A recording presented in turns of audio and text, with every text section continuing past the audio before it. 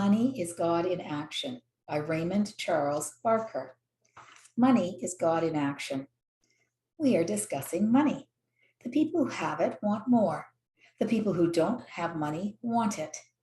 There isn't a person in the world who would admit having too much money and who would not like to juggle his stocks and bonds to have a little more.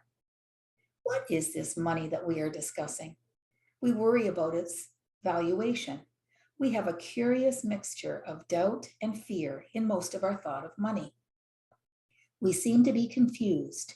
We do not know whether its value is dependent upon money, as gold, locked underground in Fort Knox, Kentucky, or whether it's dependent upon the stock market. That too seems to affect money. And we worry when other nations devaluate their currency for fear it will affect our own country's money. So I think it would be a good idea if we discussed money and cleared our thought regarding it. The last 100 years have brought about what is called a scientific age. This scientific age has given us a great deal, but the average person considers it merely in terms of his own increased personal comfort. The sincere student of science discovers that lack of this increased comfort, there should also be an increased understanding of the world and of the universe, of which this planet is only a small part. One of the things which our friends in the scientific field have done is to make us realize that the universe is a fluidic creation. It is eternally flexible. It is always in a state of flux. It never stops or stands still for an instant. It is energy forever expanding itself.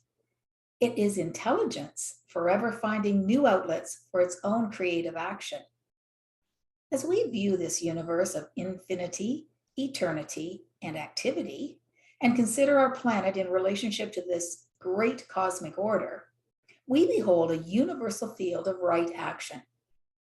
We might say that the first necessity for understanding the world in which we live is to understand it on the premise that it is activity. It's never static.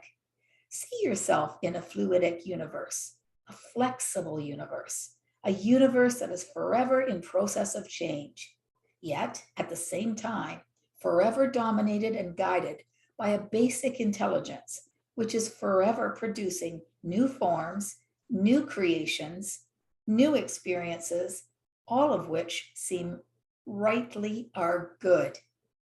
If you can realize that, then you will deal with your universe as a flowing thing. Then you will deal with your prosperity as a flowing thing. You will immediately realize that the average person has stopped his own prosperity because he has concluded that prosperity is money in the bank, or prosperity is money in investments, instead of seeing prosperity as a flowing thing, an inlet and an outlet of activity.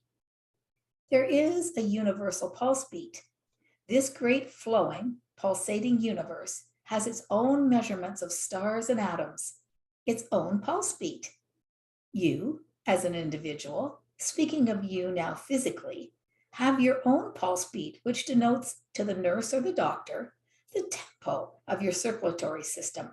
But remember that it is a circulatory system. It is an internal movement taking place in you. In a well person, this circulation is in balance, always in right relationship. When your pulse is taken, no matter whether it is fast, slow, or average, it is an indication of the tempo of your circulation.